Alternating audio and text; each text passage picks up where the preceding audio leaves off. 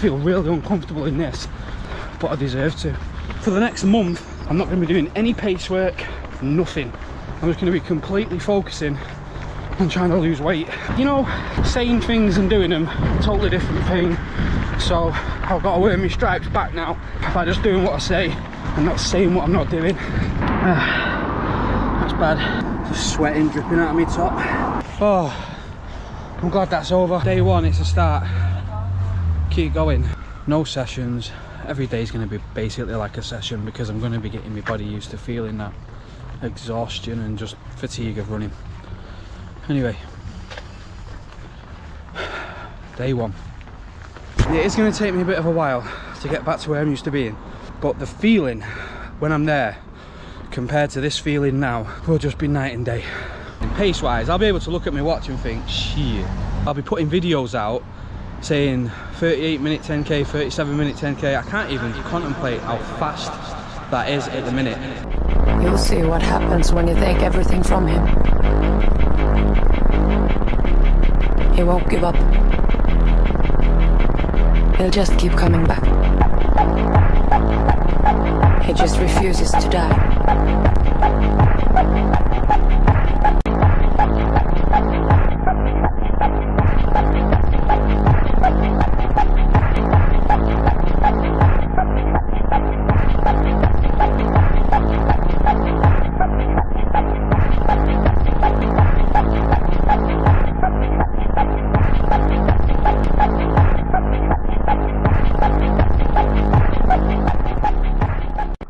I thought I would do a race breakdown. I never really do any of these, so this will be a first for me doing something like this, but it warrants it because it went perfect. It couldn't have gone any better, if I'm being honest. If you would have asked me at the beginning of the day how I would want to run that race and what I would want to happen, I would have told you negative split, get a PB and get 1 hour 20 minutes. That was what I would say, and that's exactly what happened. The day started with me getting up at 6 o'clock. The race don't start till 9:30. Having 3.5 hours, perfect. Usually especially when I've been doing the early morning workouts like 2 a.m, 3, 4, 5 a.m. workouts, when I've been getting up and doing that, I'm literally up and out running within 10 minutes of waking up. To have 3.5 hours to get my stuff sorted was a dream. I didn't have anything to drink when I woke up. I didn't have anything to eat, no breakfast. I went and met Pat, picked him up. We both went down to the race HQ in Wilmslow, parked up. We were one of the first ones there. Went and picked my race number up, and then Pat wanted to mingle. I was like, nah, I don't want to mingle, Pat. I just want to chill in the car. Went over the race plan, which is, I was tempted to do a kamikaze 10k in the first 10k because I wasn't training for a half, and I'd not done no series on it or anything like that. I wasn't doing no build up to it. It was just out of the blue race, but I had been training consistently, if you've been watching my videos, for the past 7.5 months, where I've gone from like 17 stone, 240 pound, 100 and plus kilogram, right down to 87 kilo, which is what I am now, 13 stone 6, 13 stone 7, like 188 pounds, something like that. My weight loss has been good, I've disciplined. That's the good thing about this block. This whole training block has just been training for life, for fitness. I've ate what I said I was going to eat. I went to bed when I said I was going to go to bed. I got up and trained when I said I was going to get up and train. I said I wanted to hit 2 sessions a week, a long run, and do some mixed, easy and steady running throughout the week, because I perform better when I'm not running just zone 1, zone 2. I have to be pushing myself to find that stimulus, that pace that's going to progress my aerobic endurance and my aerobic capacity, and that's what I've done, and it has progressed perfectly. What I mean by the zone 1 and zone 2 running, if you constantly think of zone 1 and zone 2 running as a pace and not an effort, you'll never move that needle sort of thing. So I was, say, from about August, September, October, maybe November last year, I was running my easy days. 5 out of 7 days running, I was running at 5:30 to 5:40 kilometre pace, and my heart rate roughly was sitting about 130 to 135 beats per minute. And what happened was, my heart rate started getting better at that pace, but my pace never moved. I kept my pace the same, but my heart rate was lowering, because it's like you feel unqualified to run quicker. Like, well, if this person's running 5 minute kilometre pace and this person's only doing certain runs at foot, maybe I should as well. Like, I'm not qualified to run. Forget about that. So then I just started keeping my heart rate the same as my effort. So I thought, okay, I'm just going to sit 130 to 135. And my pace increased while my heart rate stayed exactly the same. So that was good that I did that, because since I did that, my running just skyrocketed. I think that's a lot to do with the sessions I've been doing, the 2 hard sessions a week, but it's improving. Let's just say, for instance, I went on a run this morning. It was like 3:30 in the morning. I did 11.3 kilometres. The average heart rate was 131 beats per minute. The pace was 4:26 kilometre pace. Now, if I would have just continued thinking I can't run at that pace, I have to keep it at this pace, my average heart rate today would have probably been around about 115 for 5:40 kilometre pace, which meant I would have barely moved out of zone 1, and for me it would have just been a pointless run. I've found that sort of area where I can keep my effort and it helps improve me running, and 130 to 135 beats per minute seems to do it for me, along with my sessions. Going back to the morning of the race, there was no breakfast, there was no hydration, there was nothing. It was just show up on the race, go through the race plan with Pat. He was asking me, and I was sort of in two minds. I wanted to do a kamikaze 10k and just hammer the first 10k and get a decent 10k time, and then, you know, whatever the rest of the race would be. But the course is a deceiving one. The first half of this course is net downhill. There's a couple of inclines in there, but it's net downhill the first 10k, and then the next 11.1 kilometres is right back uphill, something like that. But it's the first half is down, the second half is up.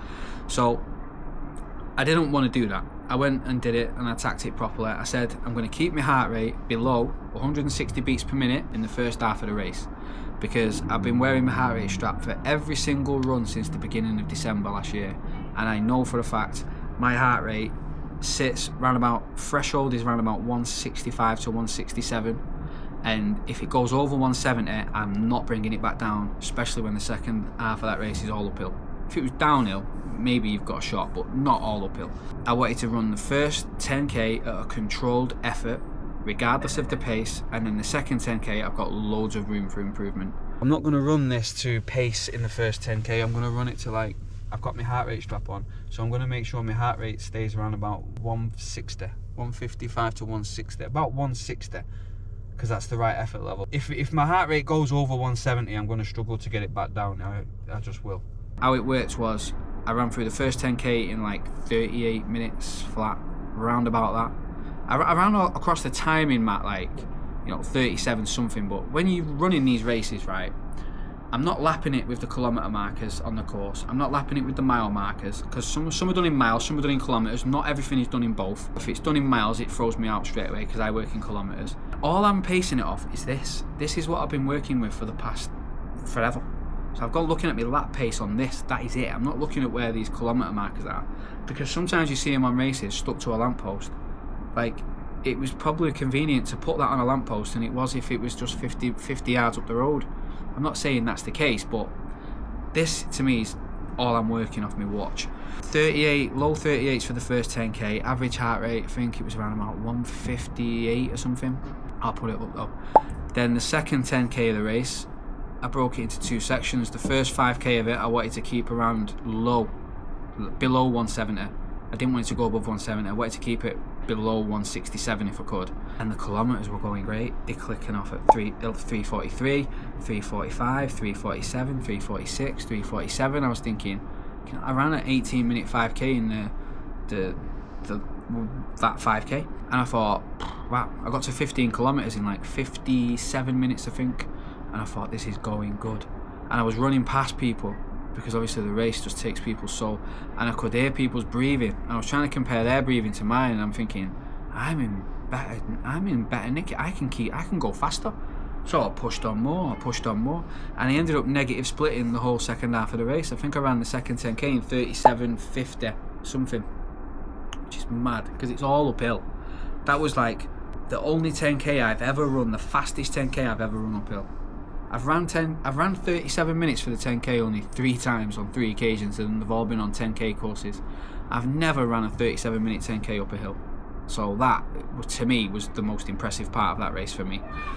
And then I think like at kilometre 20 there's a hill.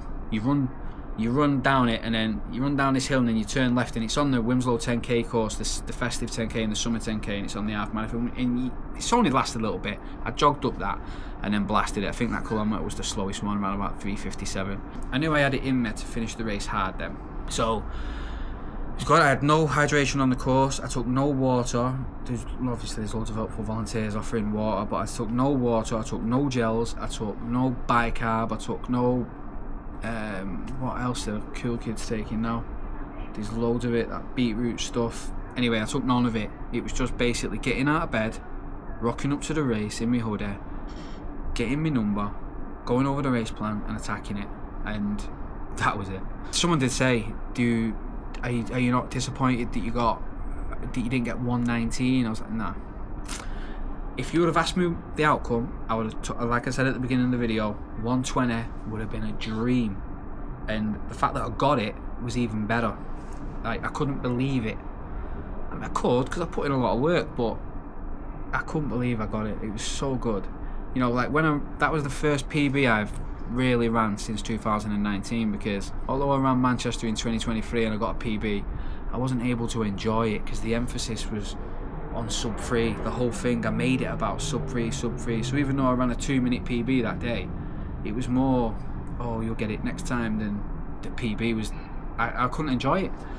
Whereas that, perfect. I could enjoy it. The mindset I'm in at the minute, this time next year, I want 120 to be like a bad day. You know, I'm gonna keep managing my weight, keep managing my nutrition, do the things I need to do outside of training, because training is just an hour a day. It's how you do everything, you know, the 23 hours outside of your training. So I've been watching what I eat, I've been sleeping when I say I was going to sleep, getting up when I said I was going to get up, train when I say I'm going to train, and do the sessions. And I did it, and I'm going to keep doing it. And I'm just going to look for a few more races now, maybe like a 10k, but still keep training how I'm training, and just show up to these races randomly with no build up sort of thing, no emphasis on a big 8-week build up to a certain race. Just do it and see what it is, see what I can get. It's been good, and there's still more to come, definitely. And if there's any questions, just put them in the video and I'll try and answer them in the next video. But I think I've covered everything. My training, my sessions, the hydration. I'm not even I'm taking no protein powders at the minute, no creatine, nothing. That is it. I'm just, my diet's basically just pasta, meat, chicken, veg. That is a breakdown of the Wilmslow half marathon, and hands down the best race I've ever run in my life. I'm buzzing with it, so thank you.